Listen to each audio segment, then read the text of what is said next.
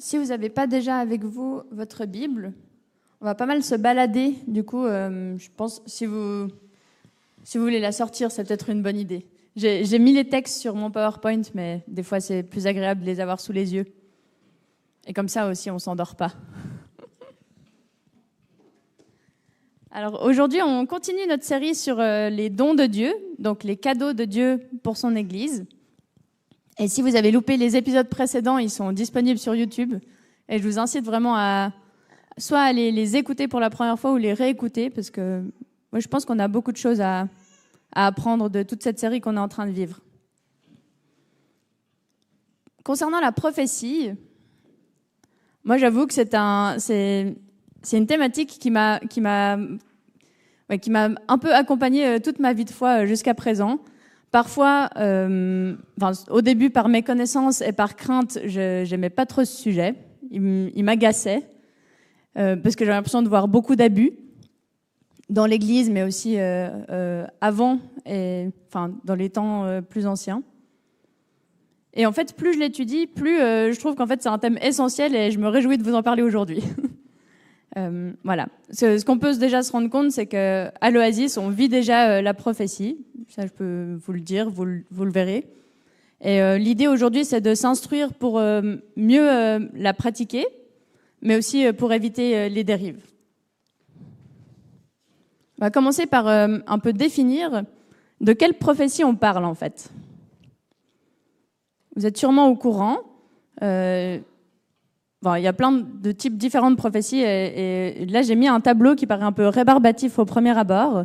C'est un tableau que j'ai tiré du livre Pour une fois réfléchi, mais qui compile assez bien le travail des théologiens sur le sujet. Donc c'est un peu rébarbatif, mais vous verrez ce tableau au final il nous fera comprendre des choses très libératrices et qui feront un peu baisser la pression par rapport à la prophétie. Alors qu'est-ce qu'on voit sur ce tableau ? Il y a une première colonne où on voit la prophétie canonique, avec entre parenthèses marqué la Bible, et à côté la prophétie non canonique, entre parenthèses le don. La prophétie canonique, c'est celle qu'on retrouve du coup dans la Bible, dans le texte qu'on a dans nos mains. C'est la prophétie qui est donnée par les prophètes dans l'Ancien Testament, mais aussi par les apôtres dans le Nouveau Testament.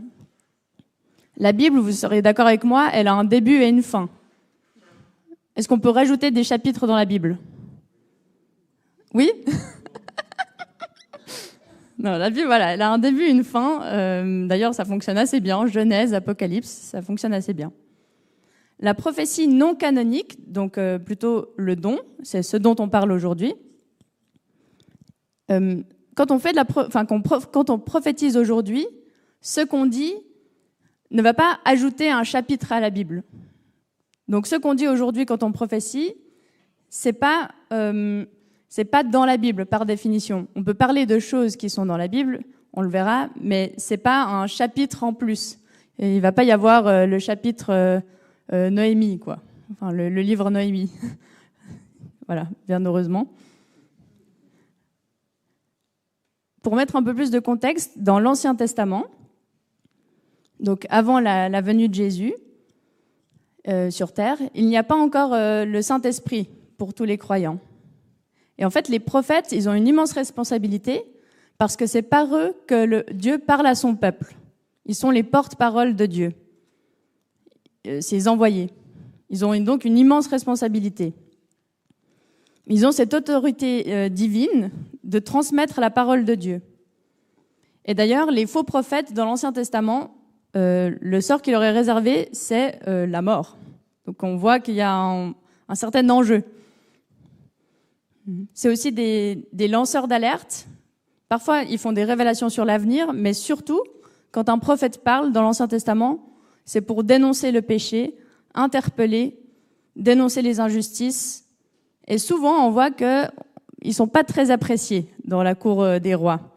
Ils sont souvent rejetés par la population aussi et pas écoutés. Et ça, c'est quand même assez récurrent.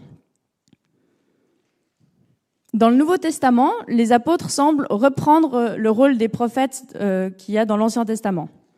En effet, ils reçoivent des paroles, ils les disent, ils les transmettent et ils les mettent par écrit. Et c'est ça qui forme notre Bible aujourd'hui.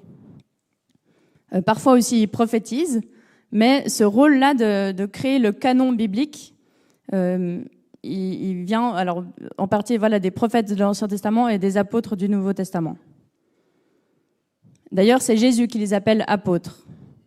On pourrait se poser la question pourquoi est-ce qu'ils ne sont pas appelés prophètes dans le Nouveau Testament, mais en fait c'est parce que ce terme prophète était connoté et avait plus vraiment grand-chose à voir avec le Dieu unique. C'était en gros quand on était prophète, c'est une attitude où on parle sous influence dans une certaine mystique. Donc en fait c'est pour ça que Jésus n'utilise pas ce terme prophète et c'est le terme apôtre qui est avancé. Et maintenant, est-ce que je dois passer? Oui. De quoi s'agit-il quand nous, aujourd'hui, on prophétise? Alors déjà, on est dans la série, comme je vous ai dit, des cadeaux de Dieu. Donc le don de prophétie, c'est un cadeau de Dieu pour son Église. Et quelque chose que je peux dire directement, c'est que tout le monde, tous les croyants peuvent prophétiser. Ça ne veut pas dire que tout le monde va le faire tout le temps, parce qu'on a chacun on se complète les uns les autres, mais tout le monde peut le faire.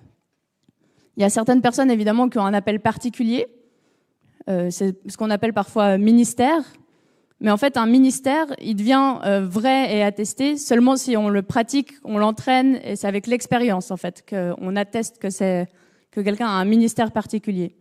Mais aujourd'hui, on a tous le Saint-Esprit, dès qu'on se convertit, on est connecté à Dieu et de fait, tout le monde peut recevoir peut prophétiser.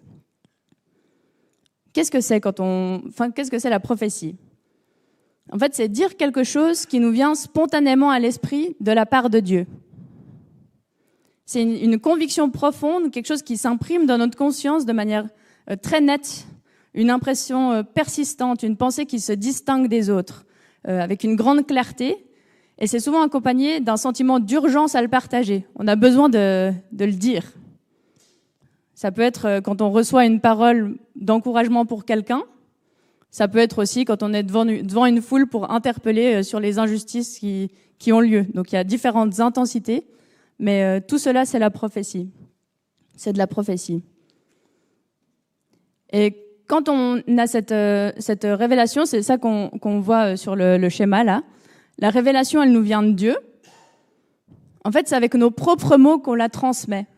La transmission de cette révélation, c'est c'est ce qui est la prophétie aujourd'hui, le don de l'Église. Et donc, dans l'Église. Donc, par définition, en fait, c'est nos propres mots qu'on utilise pour transmettre une révélation qu'on a reçue de Dieu. Et c'est en cela qu'on peut dire que c'est pas directement la parole de Dieu. C'est un mélange entre l'influence humaine et divine. Et c'est assez important de comprendre cette différence, parce que dans l'Ancien Testament, ce qui constitue la Bible, c'est la parole de Dieu.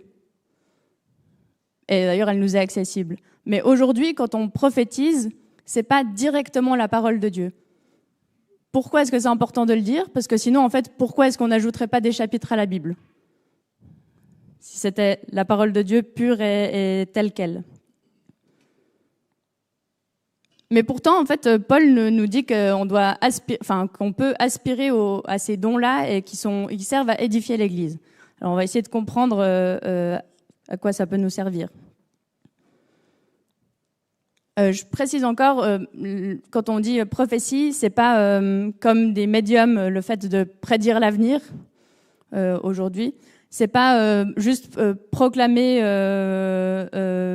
dire je connais la parole de Dieu pure et sans, je connais la parole de Dieu, celle qui n'est pas, comme si on voulait rajouter un chapitre.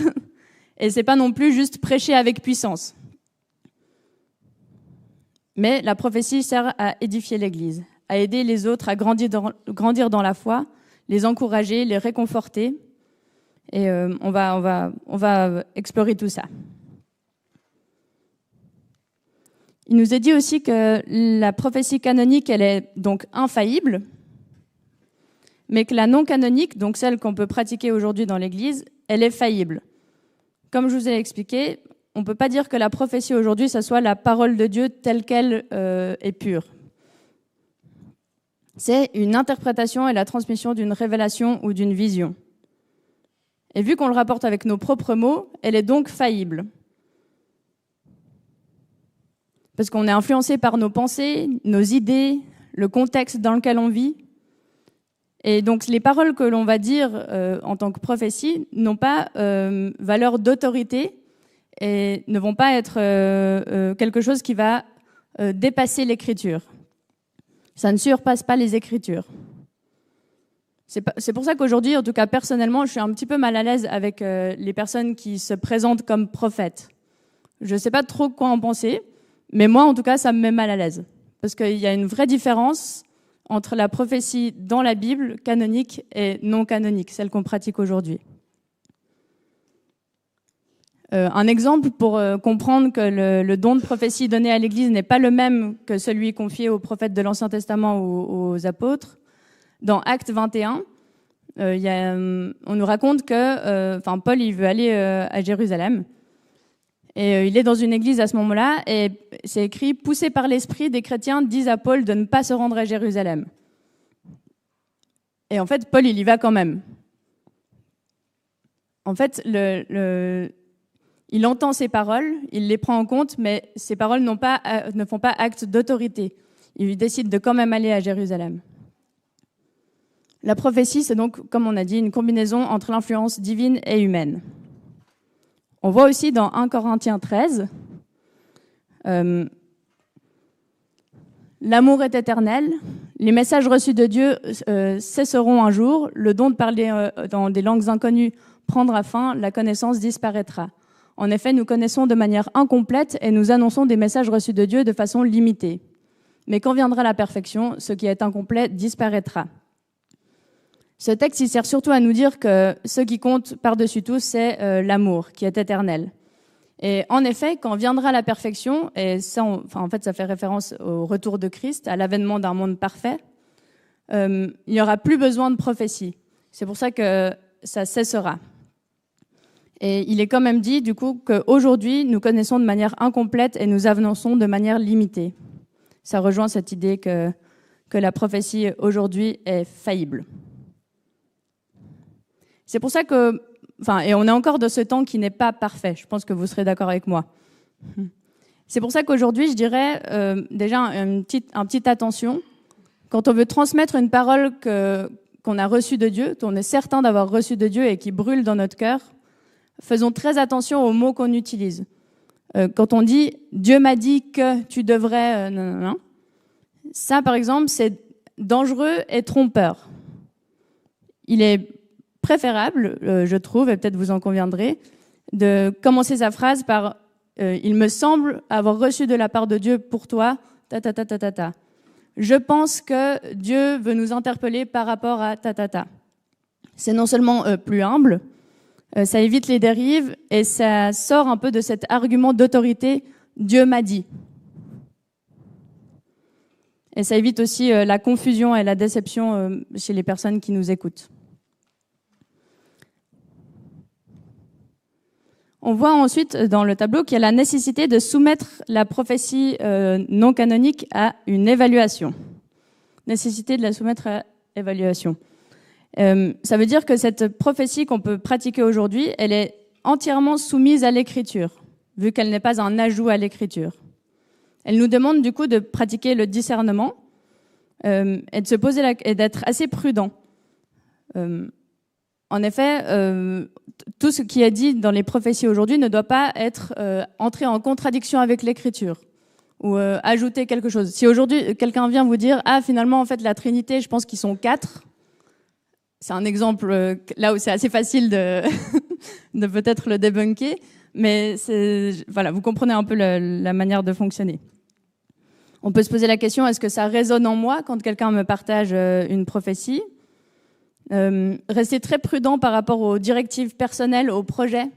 Si vous vous baladez comme ça, et vous arrivez à l'église et quelqu'un vous dit « Écoute, j'ai reçu de Dieu que tu dois que tu dois devenir boulanger », et qu'en fait, ça n'a jamais été ça ne vous a jamais parlé, c'est la première fois qu'on vous dit ça et vous n'êtes jamais dit que vous vouliez faire boulanger, eh ben peut-être prenez cette parole avec prudence au lieu de démissionner directement et faire boulanger, même si c'est un très beau métier. Hein.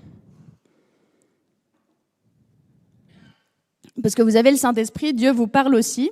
Et quand on reçoit une prophétie, quand elle a de l'impact, c'est parce qu'elle correspond aussi à quelque chose qu'on est déjà en train de vivre. Elle résonne avec une certitude intérieure, ça entre en résonance, ça confirme quelque chose qu'on vit déjà ou qu'on est en train de commencer à vivre. Et voilà, le fait de soumettre à l'évaluation la prophétie, ça prend énormément de temps.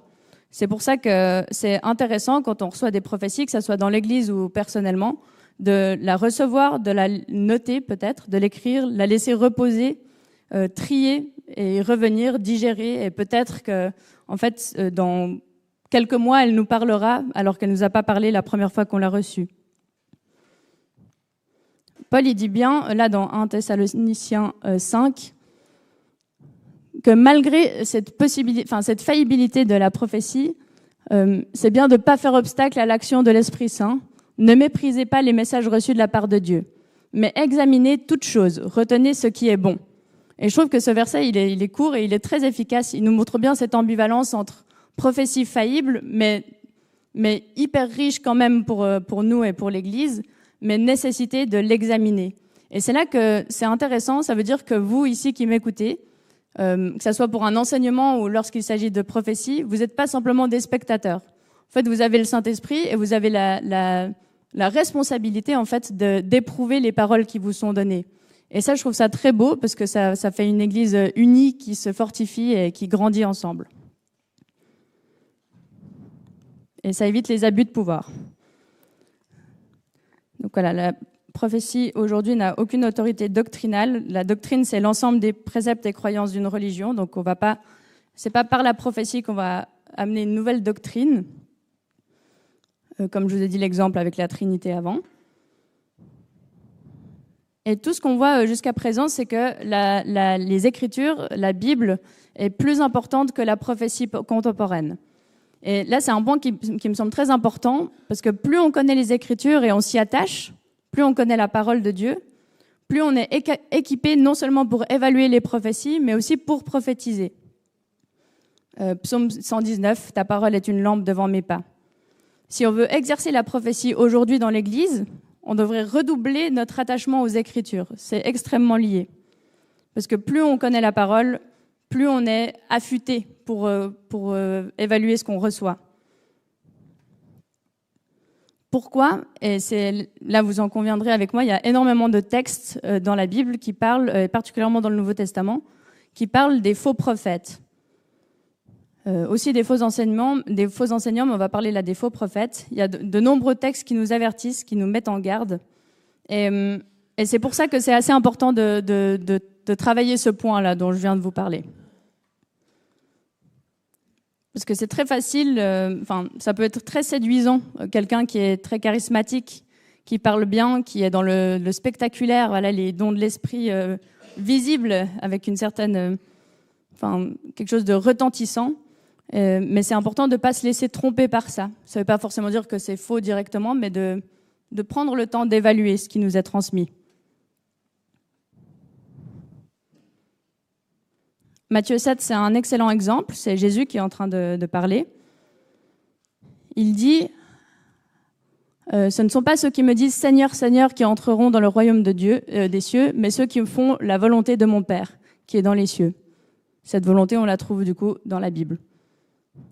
Au jour du jugement, beaucoup me diront « Seigneur, Seigneur, n'est-ce pas en ton nom que nous avons été prophètes ? N'est-ce pas en ton nom que nous avons chassé des démons ? N'est-ce pas en ton nom que nous avons accompli de nombreux miracles ? Alors je leur déclarerai « Je ne vous ai jamais connus. Allez-vous-en loin de moi, vous qui commettez le mal. » Ce texte, il fait un peu peur, je trouve. Parce qu'on se rend compte qu'on peut passer toute notre vie à prophétiser, à chasser des démons et à accomplir des miracles au nom de Dieu, mais pourtant ne pas être dans la volonté de Dieu et être reconnu par lui. Ça veut dire qu'en fait, ces signes, ces miracles, ces choses spectaculaires de l'esprit ne signifient pas que c'est la volonté de Dieu et que Dieu est d'accord avec ça. Et ça, je trouve que c'est quelque chose qui nous incite à justement faire attention à ce qu'on reçoit.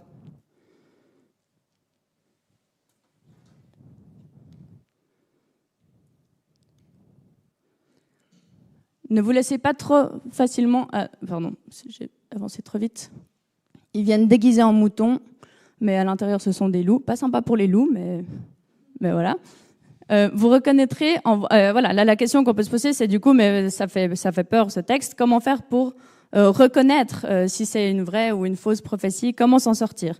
Alors, en plus de l'éprouver par l'écriture, il y a aussi, dans ce texte, on le voit bien, le fait de regarder ce qu'ils font. Regardez aux fruits.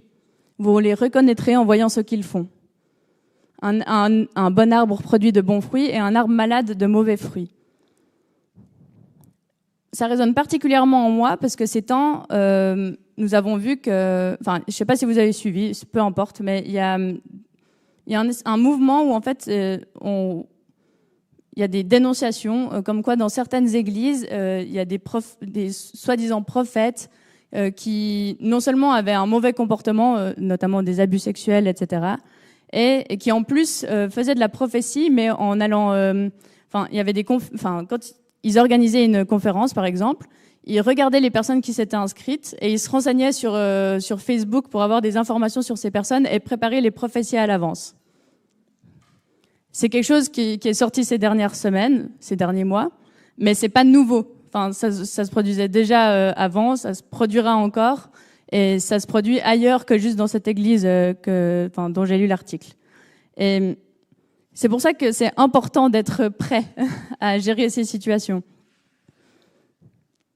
Et en fait, cette personne-là qui est incriminée, qui est accusée de ce que je viens de décrire, on découvre aussi qu'après coup, qu'en fait, elle commettait des abus sexuels au sein de l'Église depuis des années et des années. Et je trouve que là, c'est particulièrement un bon exemple pour se rendre compte que les actes ne suivaient pas. Cette personne prophétisait beaucoup et ça paraissait très impressionnant, mais son attitude ne correspondait pas au cœur de l'Évangile.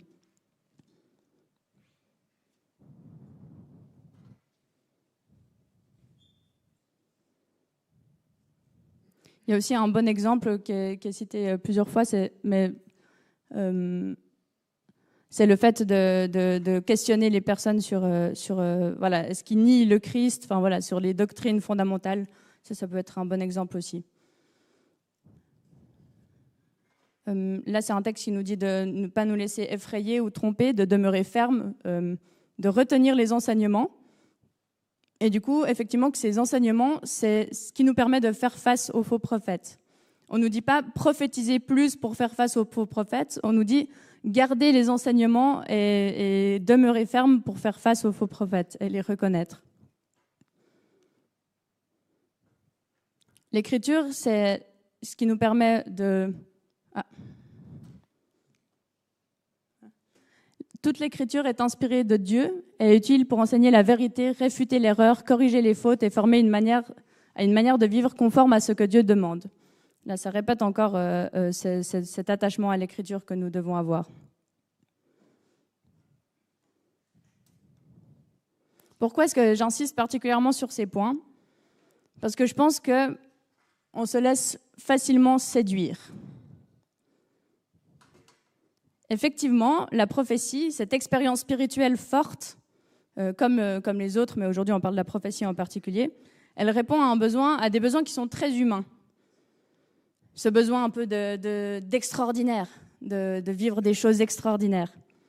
Ce besoin d'avoir des réponses claires, de savoir, de tout savoir.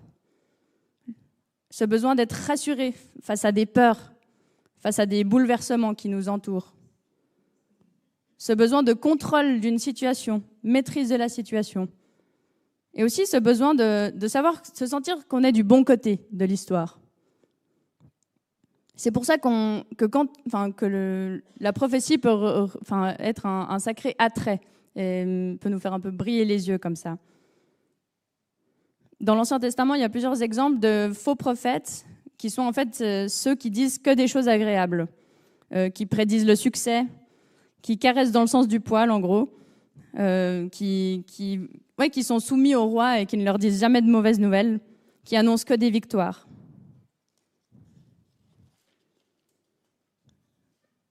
Une des autres possibles erreurs, c'est de prendre la prophétie comme quelque chose de seulement pour notre développement personnel à nous, alors qu'en fait, c'est censé être pour l'édification de l'Église. La plupart de ces erreurs, elles viennent quand on veut que l'extraordinaire et l'exceptionnel deviennent fréquents et habituels. Cette obsession pour la prophétie qu'on peut retrouver chez certaines personnes ou dans certains milieux, et pour les messages mystiques, ça peut être, c'est non seulement un excès, mais ça peut être aussi une forme d'idolâtrie. En fait, on remplace les boules de cristal et les médiums par une version chrétienne. Et je pense que c'est très important de faire attention à ce que ce ne soit pas ce même désir qui pourrait nous mener vers des pratiques ésotériques qui nous conduisent à utiliser de la mauvaise manière la prophétie qu'on a dans notre pratique religieuse. Parce qu'en fait, la parole nous suffit. C'est ce dessin un peu humoristique d'Oderset que j'aime beaucoup. Parce que la volonté de Dieu pour nos vies, elle se trouve dans la Bible. On l'a sous nos yeux littéralement. L'Évangile, la parole qui est une lampe à nos pieds. Jésus qui est le chemin, la vérité, la vie, la source d'espérance et de joie. C'est pas le rôle de la prophétie de nous guider dans tous nos choix. La Bible est une bien meilleure ressource pour ça. En fait, plus on lit et plus on connaît la parole, plus on prophétise. Et c'est quand on est enraciné dans la parole qu'il y a le moins de risque de tomber dans l'erreur. Mais bon, ce n'est pas parce qu'il y a des abus et peut-être des erreurs que ça veut dire qu'on doit interdire la prophétie. Justement, Paul, il en parle et il nous incite à y aspirer et à le vivre dans l'Église. C'est là que maintenant qu'on va partir dans 1 Corinthiens 14. C'est un texte qu'on a déjà abordé quand on a parlé du parler en langue notamment. Et je vais commencer par vous redire que Paul, quand il s'adresse aux Corinthiens, il s'adresse à une église qui est jeune, imparfaite, qui fait beaucoup d'erreurs. Et d'ailleurs, il les traite d'immatures. Je n'ai pas pu vous parler comme à des personnes qui ont l'Esprit de Dieu. J'ai dû vous parler comme à des gens de ce monde, comme à des enfants dans la foi chrétienne. Ils sont pas capables, ils sont pas matures spirituellement, selon ce que Paul écrit. Et pourtant, ils vivent la prophétie, et pourtant, Paul va les inciter à la vivre davantage. Donc ça veut dire que tout ce qui est des dons spirituels ne sont pas le signe d'une maturité spirituelle, mais par contre, ça peut nous apporter l'édification dans l'Église. Ce sont des outils pour le service. Et évidemment pas juste pour la gloire personnelle des personnes. On ne mérite pas un don, un cadeau. On le reçoit gratuitement. Dans 1 Corinthiens 14, donc je vais prendre 3 parties du texte, ça commence par rappeler que l'amour est le plus important. Cherchez avant tout à recevoir l'amour. Et là, ça fait écho à 1 Corinthiens 13 qu'on a vu avant. Les dons seront abolis, mais pas l'amour. Ensuite, désirer les expériences spirituelles. Paul nous incite à ça, surtout les prophéties, les messages reçus de la part de Dieu. Car cela permet d'édifier l'Église, c'est constructif, ça nous permet d'encourager, de consoler, nous fortifier en tant que communauté. C'est ce qui est le plus utile. Par exemple, quand on a à cœur de prier pour quelqu'un ou quelque chose, à un moment donné, ou d'envoyer une parole d'encouragement, ou de connaissance, ou de sagesse. Quand le Saint-Esprit met sur notre cœur un chant particulier ou un passage biblique pour un moment donné. Quand on a une orientation dans un moment de prière ou de louange, une direction particulière à laquelle on pense. Quand on décide de se laisser guider pour le choix de sujets, de thèmes ou pour un moment de prière. Quand on se met à l'écoute. Quand on a une illumination par rapport à un texte, qu'en fait, d'un coup, on a une compréhension qui nous vient. Quand on décide, quand il y a quelque chose qui brûle en nous, qu'on trouve injuste et qu'on a envie d'interpeller, de dénoncer les injustices, quand on reçoit une image pour quelqu'un ou pour une situation, tout cela, c'est de la prophétie. Et tout cela, on le vit déjà. Et cette prophétie-là, elle contribue à la conversion des non-croyants. Donc c'est d'une très grande utilité pour l'Église. Et là, dans ce texte, on voit que la personne qui est un simple auditeur, un non-croyant, il entre dans une église et il est convaincu de son péché donc, par ce qu'il entend.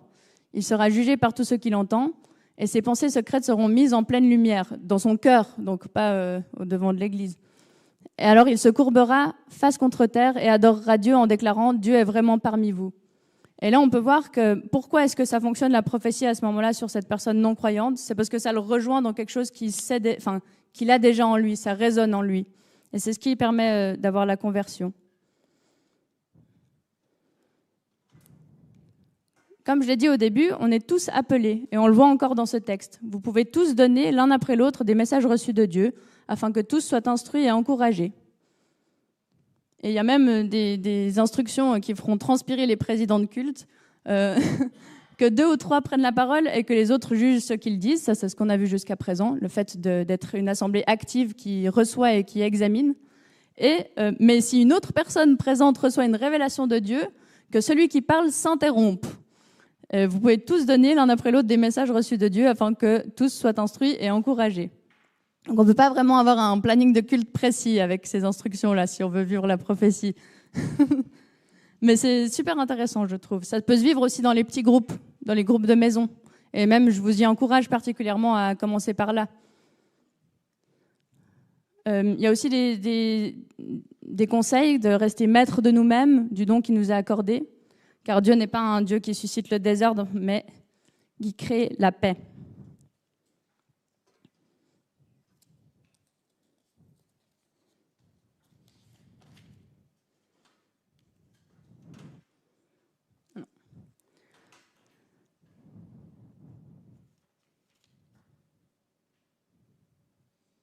Tout cela nous demande de nous mettre à l'écoute, une écoute active, et d'étudier la parole. C'est les 2 éléments qui nous permettent au mieux de vivre la prophétie. Connaître la parole de Dieu, qu'on a déjà dans nos mains, et se mettre à l'écoute. Et ça, de nouveau, chacun et chacune, on est appelé à faire ça. Non seulement pour avancer dans notre vie de foi avec Dieu, mais en plus pour édifier l'Église. Et donc, on peut dire par là que c'est plus ouvert que l'enseignement, par exemple. Voilà, il y a certains conseils. Comme quoi, voilà, il faut pas. On a chacun notre place, on se complète les uns les autres. Donc, c'est pas quelqu'un qui va monopoliser la parole. Et ça permet à tous et toutes de participer.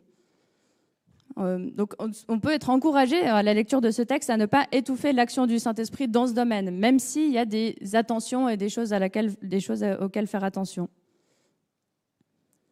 Je voulais terminer aussi par une interpellation. Pourquoi est-ce que c'est important de vivre la prophétie dans l'Église et de la vivre de la bonne manière, en étant attaché aux Écritures? C'est aussi parce que l'Église, dans la société, elle a un rôle. Et ce rôle, ça fait un peu écho à l'actualité. Ce rôle, c'est aussi d'interpeller ceux qui nous gouvernent et la société dans laquelle on est, par rapport aux injustices.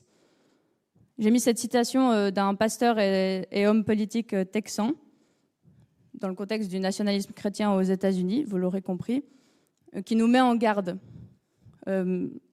Lorsque l'Église se rapproche trop du pouvoir politique, elle perd sa voix prophétique, sa capacité à dire la vérité aux puissants et sa capacité à imaginer un monde complètement différent. Et je trouve que ça peut vraiment nous inspirer à continuer de vivre cette prophétie parmi nous, pour ensuite pouvoir aussi interpeller le pouvoir et la société qui nous entoure, pour dénoncer les injustices et prendre soin des plus faibles, rappeler à la paix.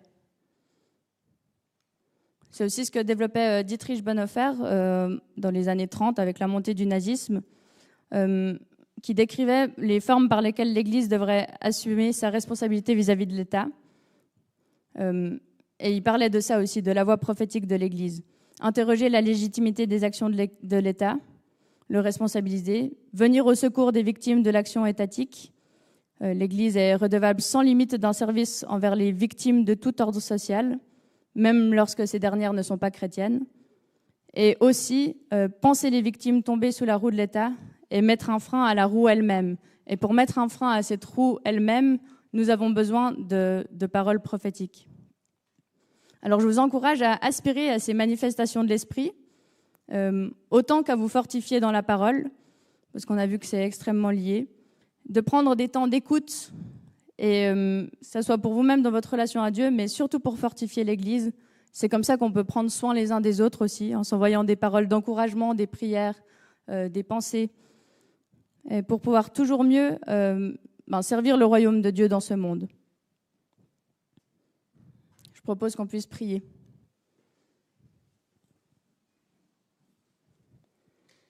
Seigneur, je te remercie parce que ces cadeaux que tu nous donnes, non seulement ils permettent de nous faire grandir et de nous édifier, mais aussi ils nous responsabilisent parce que tu nous donnes un rôle dans ton royaume et tu as envie qu'on puisse te servir et entrer dans cette volonté que tu nous donnes dans ta parole.